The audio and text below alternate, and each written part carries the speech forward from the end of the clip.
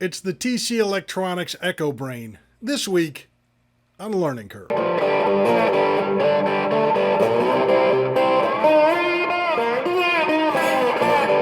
Hi, thanks for watching Learning Curve. I'm Spencer Thomas. I appreciate you checking out the channel. If you're new, I hope you will like, share, and subscribe. Much appreciated. Also, and I realize kind of a big ask. I don't know if you remember in 2013 and before, there were no cronuts. And then in 2013, a baker named Dominique Ansel invented this thing called the cronut. You might remember that. It happened in New York. People freaked out about it. And now they're everywhere. I was just in Nashville. You can't swing a dead cat without hitting a cronut, and people are freaking out for them. So if you could do me a solid and invent the next cronut, whatever that is. Maybe it's the bagel cupcake. I don't know. You figure it out. You're creative. You'll do it. But then when you go on the media blitz afterwards, if they could go, hey, how did you come up with the cronut? You'll be like, well, watched a lot of Learning Curve. That would... I mean, heavens to Betsy, that'd be a big help. So this week I'm taking a look at the TC Electronics Echobrain analog delay pedal. I'm going to be honest with you, I've never owned an analog delay.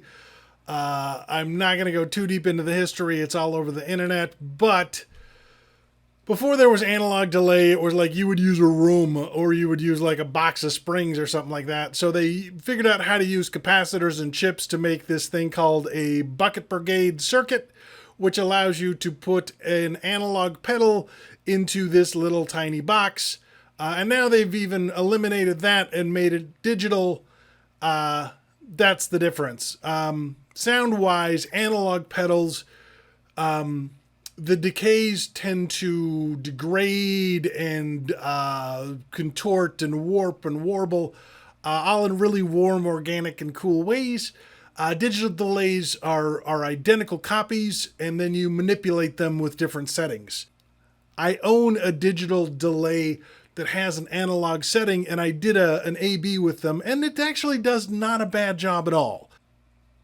I feel like I can tell the difference. That might just be in my head. Either way you cut it, this is a very good price for this pedal, and it does all the stuff that I think you want analog pedals to do. One thing about the analog pedals, and you can get digital pedals to oscillate, right? Some of them more easily than others. This pedal lives to oscillate. You really...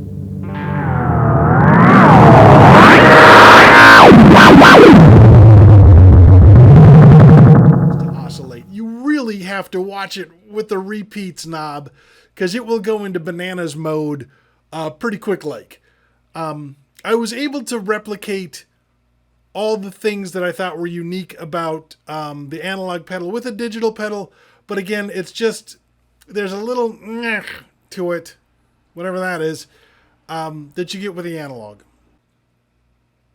I'm going to give you just a quick rundown of the controls. You got the time, that's how far apart the repeats are. You got the repeats, that's how many repeats you get. Once again, be careful with that one.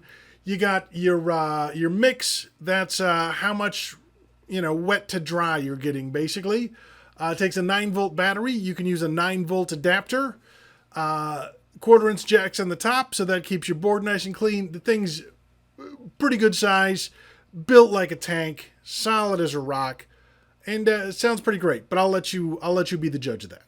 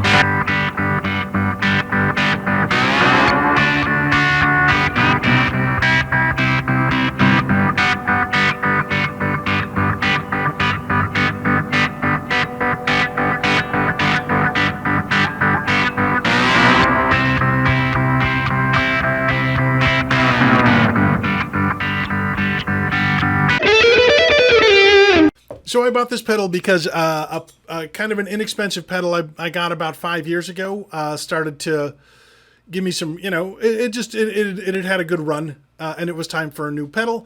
I honestly wasn't paying attention to the fact that it was an analog delay when I got it. It was just a good price for what looked like a good delay that I wanted to look into, and I really enjoyed it. I found a couple of settings that I had not used before that I was honestly able to replicate on the analog setting of a digital pedal, but they were still cool and fun, and it's always fun when you stumble across something that you hadn't done with a pedal before. I really like this as just a kind of a standard issue delay. I think it's very warm. It's got, I don't know how to put it, it's got presence, if that makes sense. And I got it for $59. Now, it seems like pedal prices are jumping all over the place these days, so I don't know if you're going to be able to find it at that price, but I got it at Sweetwater for $59, so if you hurry, you might be able to get it at that price too.